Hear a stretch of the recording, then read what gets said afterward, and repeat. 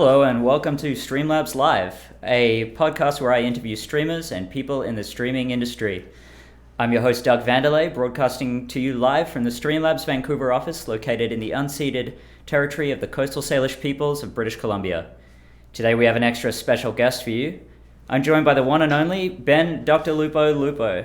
If you have any questions for Dr. Lupo, go ahead and ask in chat and we'll field them towards the bottom of the show. Right off the bat, are you a real doctor? No, I am not. I just play one on the internet. Oh, I thought maybe you studied with disrespect or something.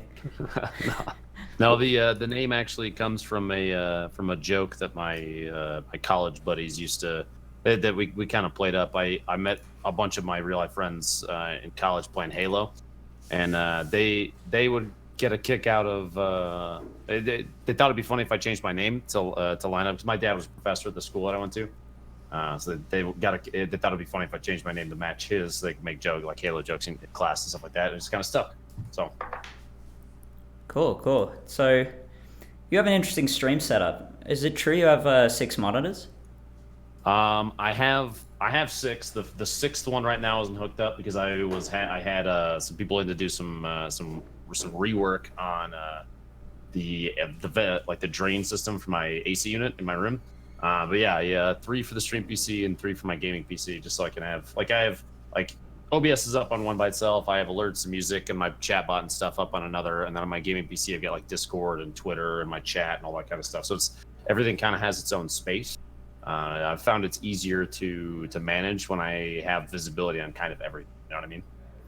Yeah, for sure. Where'd you get the idea for the keyboard cam? Oh man, that's an old one. Way back when I was streaming Destiny 1, which I streamed for almost a year and a half exclusively. I played on a Zim 4 with keyboard and mouse on console, PS4 and Xbox One. And people were, it was kind of a sensitive subject sometimes, but the people that thought it was pretty cool wanted to see how I played. And so at one point, before I even had a cam at all, first camera that I did was for keyboard and mouse. It took me about a year to do face cam at all. It was just one of those things where it's like, I don't really necessarily feel like I need to do this. You know, it's not a pressing kind of thing. So I was like, whatever. People don't really need to look at me. But people wanted to see how I played. So I had one set up at the time too. It was like I played on my coffee table. I sat crisscross in front of my couch, and so I had a tablet there for chat, and I had just a camera clamped on the top of the tablet, pointing down at the keyboard and mouse. It was a really janky setup, but that's been around for a very, very, very long. How long have you had this current setup? Where I am right now, let's see, probably about 2 months. Did it take a while to amass everything, or did you just sort of get it all at once when you set it up? This has been a project in the making since I started streaming. I think I had things set up this way back when. Let me back up. So all the displays, the keyboard, mouse, my compressor, my mixer, everything. It's been a gradual build-up. I acquired a bunch of the audio stuff when I started. I tried to get my setup so that I could use only one mic and one headset for my PC, for my PlayStation, and for my Xbox. And I did that successfully, which was pretty crazy because it's really tough to get all those things to line up, like so that you don't have to have like 2 headsets on or 2 microphones, that kind of thing. I had it all. I had a configuration that was so complicated that when people asked, "Hey, how'd you do that?" I would just say it would take me an entire day to explain it, and even then, you probably still wouldn't understand. So it's been a work in progress, and I feel like I'm finally at the point where maybe things are. I don't need to like grab anything new, but it's been a work in progress for probably the entire time I've been streaming. I would say 3.5 years. So you're primarily known as a Fortnite streamer these days, but as you mentioned before, you came to prominence streaming Destiny. I read somewhere that you used to use Twitch to farm in Diablo. Yeah.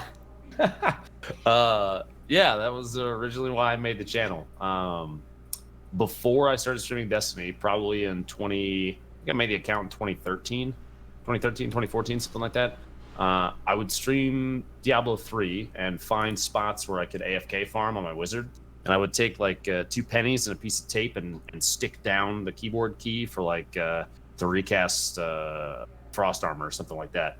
And find a spot where I could just park my wizard, and I would stream it to Twitch on the channel that no one would ever see. And I would go to work and pull up the channel on like my phone and just sit there and watch it. And then if like too many legendaries dropped, or I had like moved out of position or it stopped casting, I would text my wife and say, "Hey, can you go over and can you go fix it, please?" And that's how you know you married the right one, when she would actually go and do it, and she would just smile and and laugh at my ridiculousness. But no, that was why the channel was first made. Is that, and so that like if I found something stupid that I was doing, in Diablo 3, I could show my brother, because he and I play together all the time. If he was at work and I was at home for some reason that day, I'd kick the stream on, and I wouldn't even look at chat unless, with the exception of talking to him, because no one else was in there. So. And how did that turn into more traditional game streaming? It didn't really transition in any way. Eventually, it just kind of I stopped doing that, and then Destiny 1 came out, and a buddy of mine and I decided to give doing trials runs with people from stream a shot. It was more about me trying to boost his channel than mine. I'd never had the intent of doing anything. But he wanted to give it a shot. I said, "Oh, okay, I have a Twitch channel that I've never used. I could throw some overlay crap up and put some panels down there or whatever, and try and focus more traffic towards his channel." And one thing led to another, and here we are, Is he still streaming? He is indeed. Goes by Ninja with no L's. Real name's Brian. Right, so speaking of Ninja, you have an interesting story about first getting in touch with him, from what I read. The other ninja, Tyler. Yeah, famously known as the other ninja. That's what he goes by, right? That's what he goes by. No, Tyler and I met in a pretty interesting way. Actually, probably the luckiest moment of my career was being introduced to him through PUBG.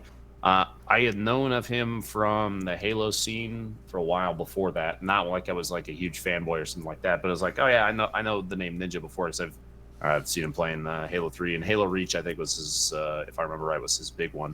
But I met him through random chance. At the time, I think when I was streaming PUBG and we ran into each other, I had about 400 viewers, and he probably had like 5,000 to 7,000. And PUBG at the time was like, this is right when it was blowing up. So like everybody was playing it, everybody was streaming it. And I was very, very small, very low on the ladder, we'll say. And I had landed in Pachinki and found myself on the north side, just west of that garage building. There's clips of this stuff too, if in my channel. If at some point people if they haven't seen this clip, everybody's seen this clip. If you haven't seen it, I can show it to people later. But I was hiding behind a tree, and third person was the only mode at the time. And I had spotted this guy running up to that garage building just north of Pachinki, and he had gone up to like the second floor and was facing away from me, crouched. And so I was like, this guy didn't know I'm here. So I stepped out from behind the tree, pulled a pin on a grenade and let it cook for a second. And as I'm letting it cook in my hand, he stands up and like 180s instantly and just starts shooting at me with a SCAR. And so I let the grenade rip, and I start running down the side. And on his stream, he hit me like 6 times, but on my stream, I only took damage twice. Pretty funny if you look back at the 2 clips and like compare them. It's almost kind of sad for him, not for me. But the grenade flew through the air and airburst right on top of him, and I blew him up. And on his side, he made the most like mouth open, like "Are you serious?" face, like that he of disbelief that I had cooked the nade so perfectly and it blew up right at him as he was trying to just shoot the crap out of me, and did not do so successfully. And so I killed him, and on the screen it says, "You killed Ninja Kappa with a frag grenade." And I see the name and I'm like, whoa, I just killed Ninja? Are you kidding me? And I freaked out a little bit, but I knew somebody was going to clip it. And so I jokingly said, hey, man, let me know if you want to run some duos.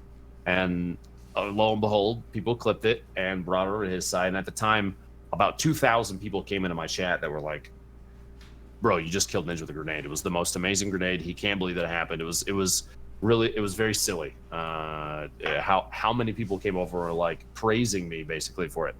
But he saw the clip and looked me up and was like, oh, this guy's a Destiny streamer. I've been a Destiny streamer for a while, but okay. And he replied, and people clipped it and brought it back, and said, I'll hit you up in 2 days. So I'll let you know. It's like Twitch standard rule. I have to wait 2 days before replying to a text. And lo and behold, 2 days later, he DM'd me on Twitter, and we started playing. And I think that first day we won like 9 of the 10 games that we played. It was crazy, and our personalities clicked pretty well, and we just started playing together.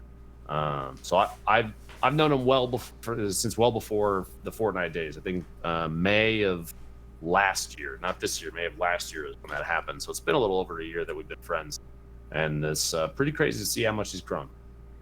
I think you guys have really great chemistry on stream. I love watching those Fortnite games when you decide to do something a little wacky. I remember one a few weeks ago where you guys were trying to win without using any weapons.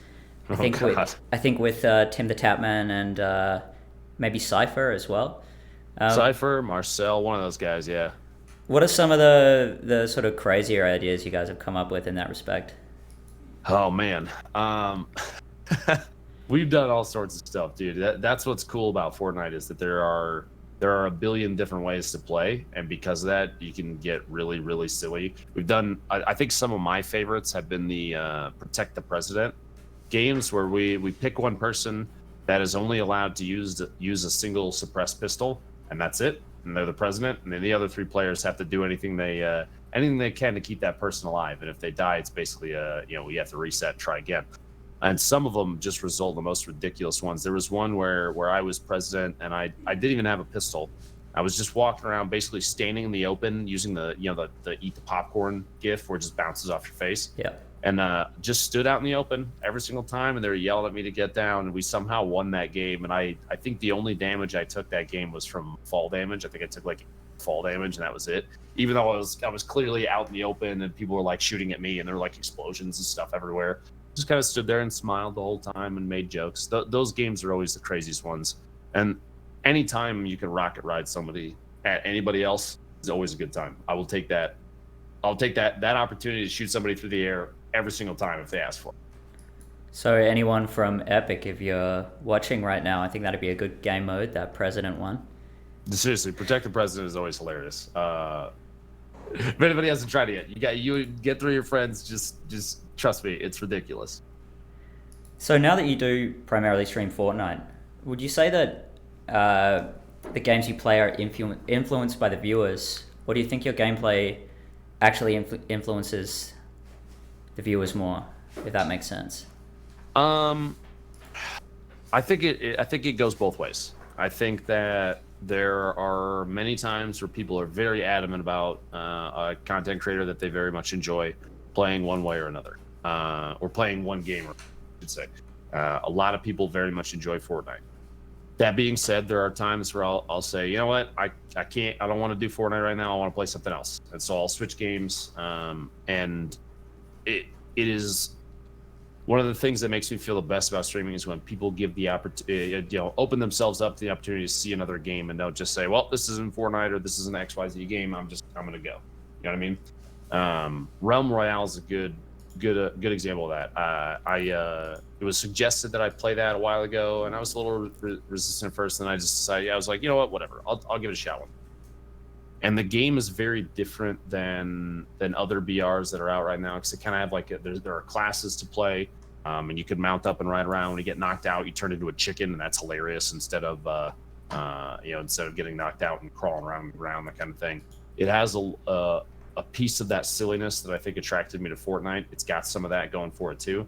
And every game has its ups and downs. I'm still not used to the hitboxes in Realm, but I try my damnedest to click on their heads. It's not the easiest thing every time, but I give it a shot. But I think it kind of goes both ways. It's chat is often very influential about what they want you to play, but at the same time, if it's just one of those days, you can kind of flip it on its head and be influential the other way. So speaking of hitboxes and headshots, do you know how to snipe? Legend has it that I've sniped once in my life. Yes. What's the origin of that meme? Oh man, M-Tash is what he goes by. His name's Mike. He was also originally a Destiny streamer. He and I a long time ago got matched up in solos in Fortnite, We both landed Greasy Grove, and I shot him in the back while he was running away from me with a sniper rifle. And he went on a fake rant about how I'm using a headset to audio crutch, which makes no sense. I use a Zim 4 hacking device, which makes no sense. And one of the lines in there was, "Oh, look at me! I'm Dr. Lupo. I know how to snipe." And it was hilarious. And then at the end of that, like, he got knocked out, and he was sitting there watching me. And then it gives him like the "you disconnected from the game" screen instead of like the "you backed out of the lobby because you died." And he said I was DDoSing him. Clearly, it was like a clear mispronunciation of DDoS. It was very, very funny. And so I took the audio from it, and I clipped it, and I chopped that "oh look at me" part out, and decided to turn it into an alert.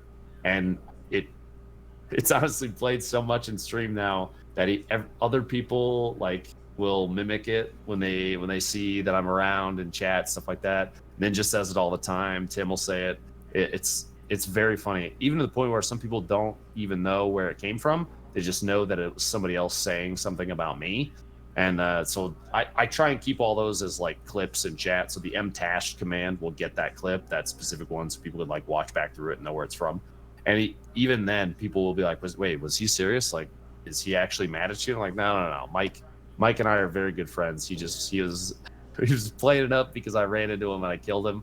So he wanted to do something silly and funny, and that was the result. So just to change tack a bit, what did you do before you streamed on Twitch? Oh man, I was a big IT nerd. I worked as a senior systems engineer in where I'm from, and I did coding, automation, JavaScript, Perl, Corn Shell, PowerShell.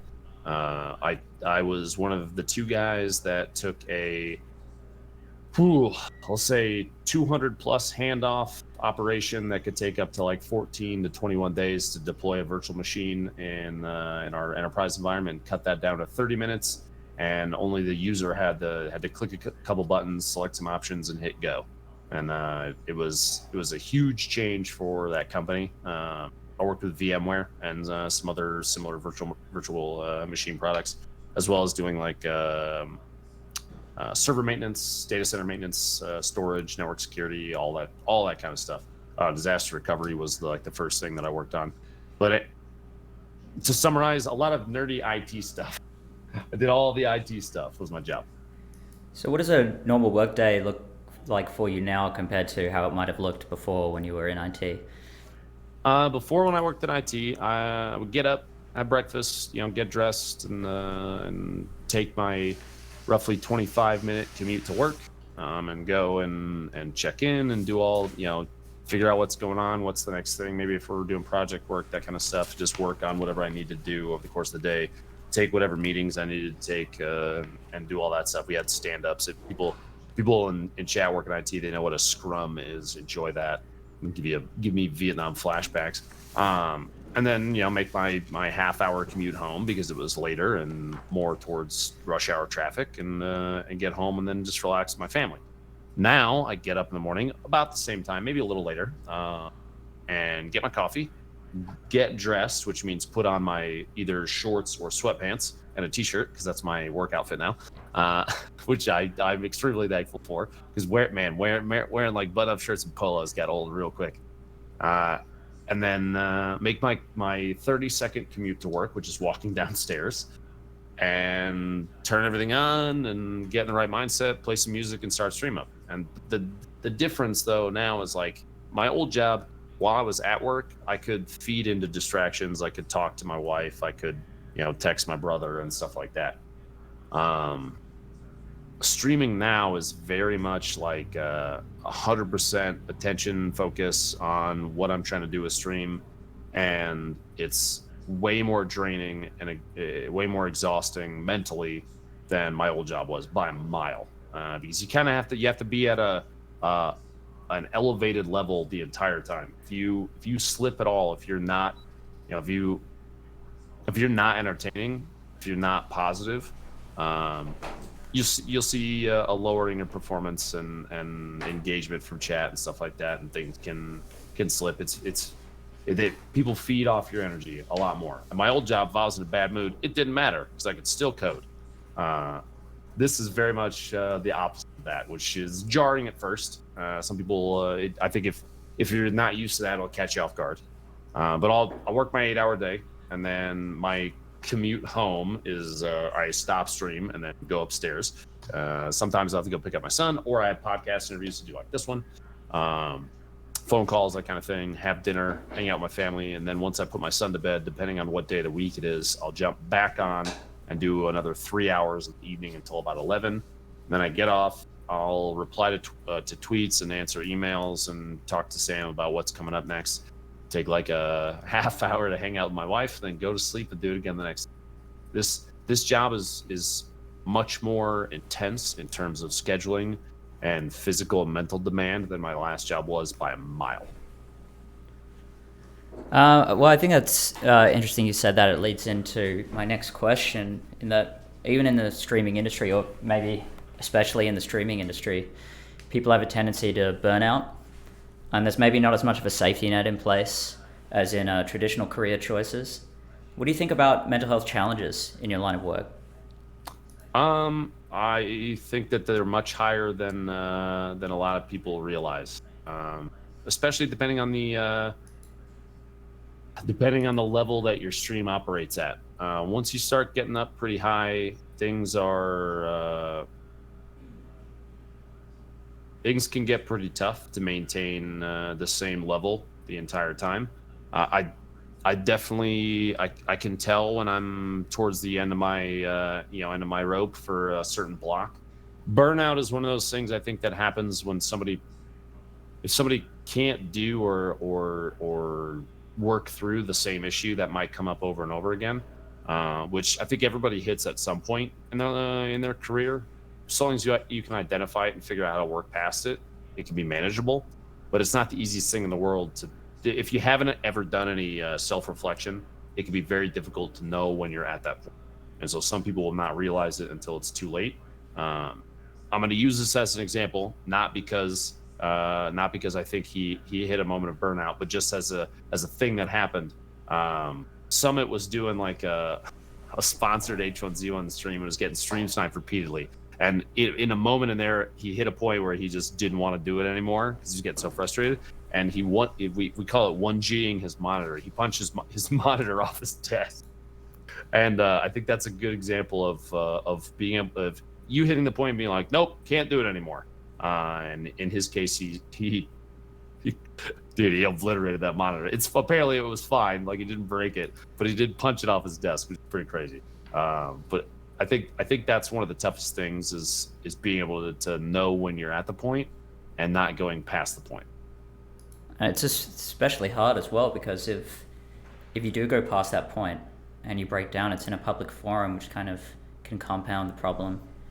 Oh yeah. In and of itself. But to brighten things up a bit, we'll take some questions from the chat here. Got from PSD23, I hope that's how you say it, asks, and I hope this isn't rude, how old is Dr. Lupo? I'm 31. I'm 31. A lot of people say I look younger than that. A lot of people say I look older than that. You don't look a day over 32. Well, I appreciate that.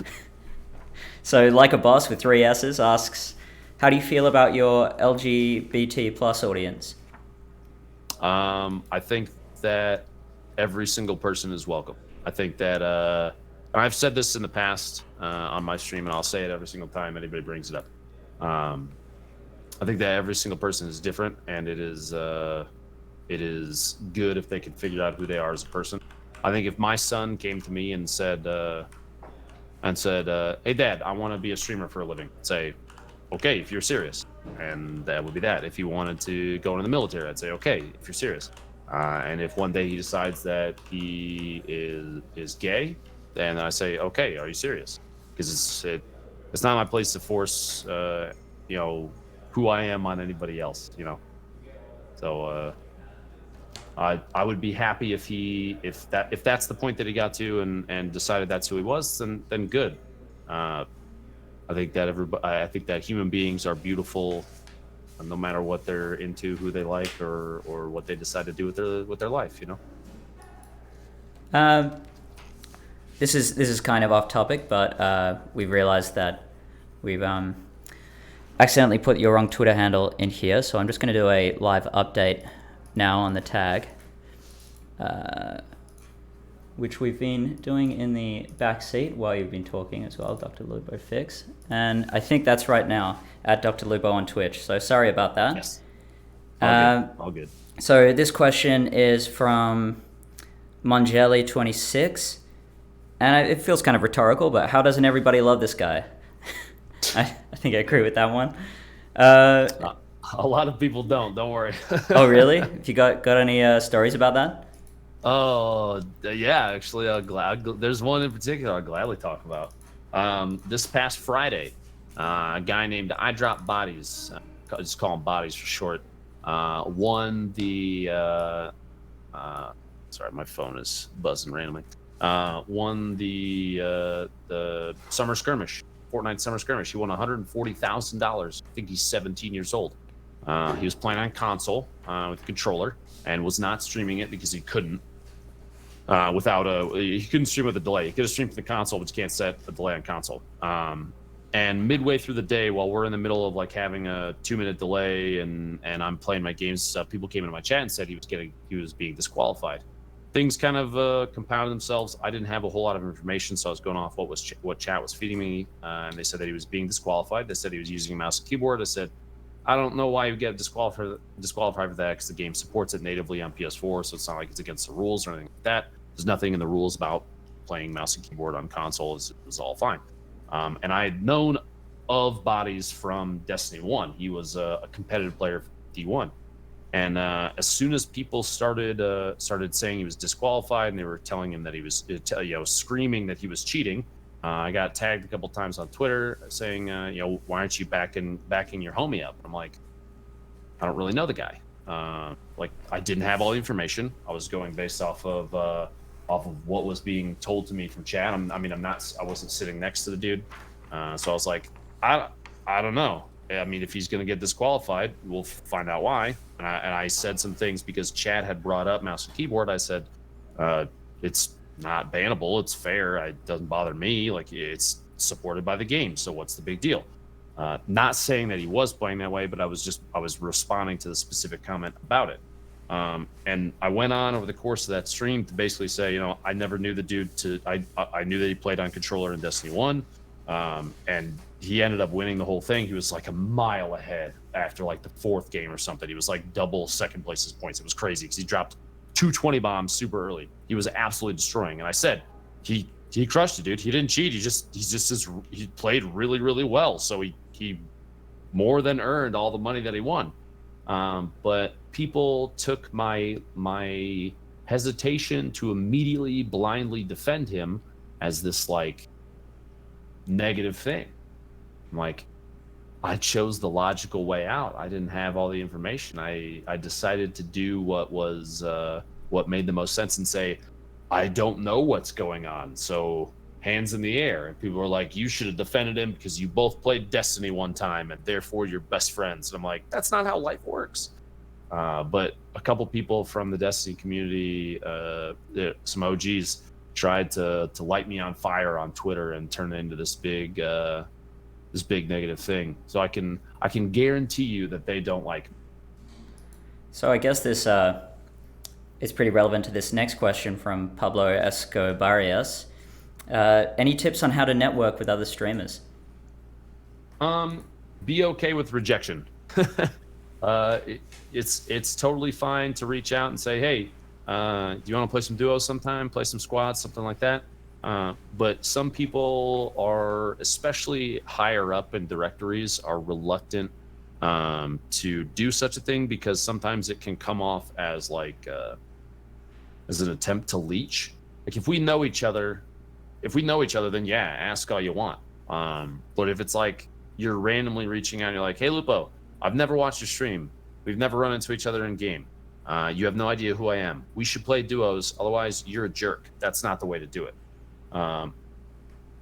Building groups based around people that are similarly sized is a big yes in my book.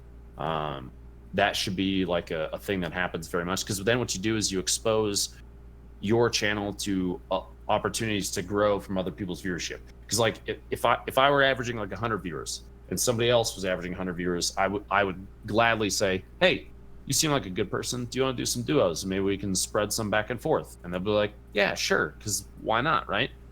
And as things go on, if you guys click that kind of thing, then what, it's kind of a no-brainer at that point that people would viewers from the other stream that you just played with, when that stream isn't online, they'll jump over to yours, and then you've started doing this back and forth. But like, always be okay with someone looking at you and saying, no, thank you, and don't get offended by it. Never get offended by it, because the last thing you want to do is be that person that's like, hey, I asked to play and you said no. You're a jerk. People will look down on that and they'll see you in a negative light in a pretty big way. Where do you think the streaming industry is heading? Oh man, I have no idea. As it is right now, I think the kind of big four, Mixer, Facebook, YouTube, and Twitch, are going to maintain the level that they're at, maybe continue to grow. It's going to be tough, I think, there are a number of smaller platforms out there, much smaller platforms, they're going to struggle because these four are kind of established. But what's next is, I don't know. You kind of already have with Mixer and Twitch now. You have extremely low latency, so it's almost as live as you can get. If there's an opportunity for these things to break into mainstream media, like a TV channel, something like that, that might be the next big move, the next the next change for streaming. But I don't know when that's going to happen. I don't know if that's in the next year, in the next 5 years, or maybe it just won't ever happen. But I think that's maybe the next like platform change. Where do you think the industry is taking you? I have no idea. I've been given a couple opportunities to shoutcast some Fortnite events, and I've had a ton of fun doing that. So it'd be fantastic to be able to continue to pursue that. But none of that is a guarantee. That's the thing about streaming, man, is that my career was built on luck. I've gotten to where I am because I got really stupidly lucky. I've been lucky enough to be able to use that to raise a bunch of money for charity, which is the best thing that I've ever done. And hopefully I can continue to do that, because helping people is like the number one thing at the top of my, the end of the day, that's what I want to have happen on my channel, no matter what. But there's never a guarantee is the thing. So what's next for me? I don't know, man. I'm gonna keep playing some video games and trying to have fun, and we'll see what happens. I'm just kind of along for the ride right now, Well, thanks so much for taking the time to talk to us today. Of course. Is there anything you want to plug before we wrap up? Yeah, actually, I mentioned it a little bit ago. But if you guys are ever looking for something to support that is a positive movement, St. Jude is always a big one. There are a lot of charities out there. There are a lot of different things that people pursue. There's a lot of different things that they support. St. Jude is a big one for me because they help children fight cancer and all sorts of horrible things. And that's that's pretty crappy. So if people are out there looking to support anything, that I think is a big one. All right. All right, well, thank you everyone for joining us today for this episode of Streamlabs Live. If you missed it, we'll be posting a VOD on the Streamlabs YouTube channel, which you can find in the link below. We'll also be releasing the podcast as an audio download next Wednesday on all your podcasting platforms. You can follow Streamlabs on Twitter at Streamlabs, the podcast at Streamlabs Live, and me at Doug Vanderlei. Join me next Friday, 2 p.m. Pacific Standard Time, when I talk to legendary YouTube maker Bob Claggett of I Like to Make Stuff.